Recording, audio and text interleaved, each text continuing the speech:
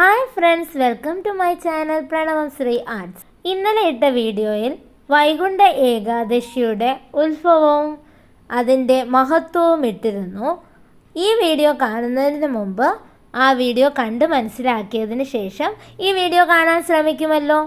Description ബോക്സിൽ video link ഉണ്ട്.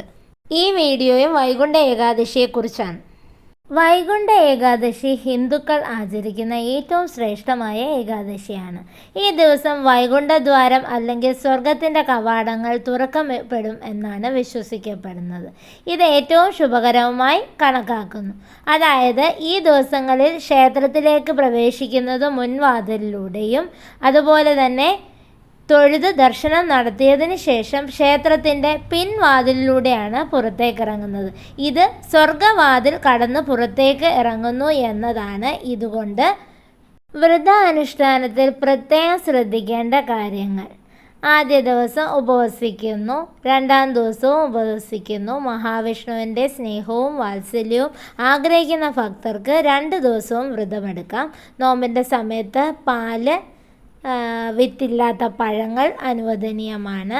അരി, ധാന്യങ്ങൾ, പച്ചക്കറി, വിത്തുകൾ, പഴങ്ങൾ എന്നിവ നിരോധിച്ചിരിക്കുന്നു. വിശുദ്ധ പ്രാർത്ഥനകളിൽ ഏർപ്പെടുക, വിഷ്ണു മന്ത്രങ്ങൾ ജപിക്കുക, യജ്ഞങ്ങളിൽ പങ്കെടുക്കുക, വിഷ്ണു ക്ഷേത്രങ്ങളിൽ ദർശനം നടത്തുക. ഇവ ഇന്നേ ദിവസം ചെയ്യുന്നത് വളരെ ഉത്തമമാണ്. ഈ മാർഗനിർദ്ദേശങ്ങൾ പാലിക്കുകയും വൈകുണ്ഠ ഏകാദശി വ്രതം അനുഷ്ഠിക്കുകയും ചെയ്യുന്നതിലൂടെ ഭക്തർക്ക് മഹാവിഷ്ണുവിൻ്റെ അനുഗ്രഹം നേടാനും ആത്മീയ വളർച്ച നേടാനും കഴിയും.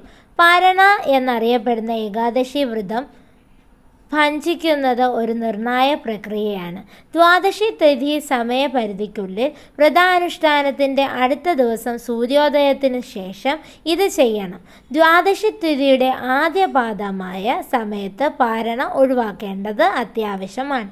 നോമ്പ് തുറക്കാൻ ഏറ്റവും അനുയോജ്യമായ സമയം ആണ്. ഇനി പറയുന്നതാണ് ഏകാദശി ദിവസം ജപിക്കേണ്ട മന്ത്രം. ഈ വൈകുണ്ഠ ഏകാദശി ദിനത്തിൽ ഹരേ കൃഷ്ണ എന്ന മഹാമന്ത്രം 108 തവണ ജപിക്കുന്നത് സമൃദ്ധമായും സമാധാനമായും സന്തോഷമായും ജീവിതത്തിൽ മുന്നേറാൻ സഹായിക്കുന്നു.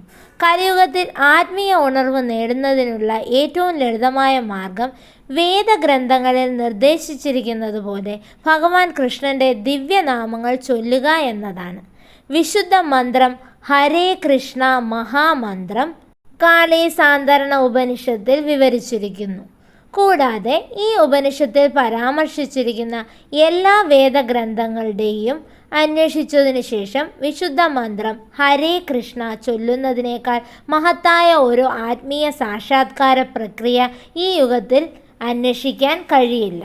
ഈ മന്ത്രം ജപിക്കുന്നത് ഒരാളുടെ ആത്മാവിനെ ശുദ്ധീകരിക്കുകയും നമ്മുടെ ജീവിതത്തിൽ വരുന്ന എല്ലാ പ്രതിസന്ധികളിൽ നിന്നും മുക്തി നേടാനും ആത്യന്തികമായി ആത്മീയ ഉണർവ് നേടാനും സഹായിക്കും.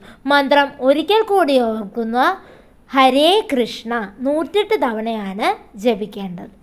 ഹരേ കൃഷ്ണ കൃഷ്ണ കൃഷ്ണ ഹരേ ഹരേ, ഹരേ രാമ രാമ രാമ ഹരേ ഹരേ, ഹരേ കൃഷ്ണ കൃഷ്ണ കൃഷ്ണ ഹരേ ഹരേ, ഹരേ രാമ രാമ രാമ ഹരേ ഹരേ. വിഷ്ണു ഗായത്രി മന്ത്രം. ശ്രീ വിഷ്ണവേജ വിദ്മഹേ വാസുദേവായ ധീമഹി തന്നോ വിഷ്ണു പ്രചോദയാത്. ഓം ശ്രീ വിഷ്ണവേജ വിദ്മഹേ വാസുദേവായ ധീമഹി തന്നോ വിഷ്ണു പ്രചോദയാത്. ഇത് 7, 9, 18, 21, 108 എന്നീ തവണകളായി ഏകാദശി ദിവസം ജപിക്കാവുന്നതാണ്. ഏവർക്കും ഈ ഏകാദശി ദിനത്തിൽ മഹാവിഷ്ണുവിൻ്റെ ചൈതന്യം കൊണ്ട് സർവ്വ ഐശ്വര്യങ്ങളും ജീവിതത്തിൽ ലഭിക്കട്ടെ എന്ന് പ്രാർത്ഥിച്ചുകൊണ്ട് മറ്റൊരു വിശേഷവുമായി മറ്റൊരു വീഡിയോയിൽ കാണാം. അതുവരേക്കും ബൈ, സീ യു.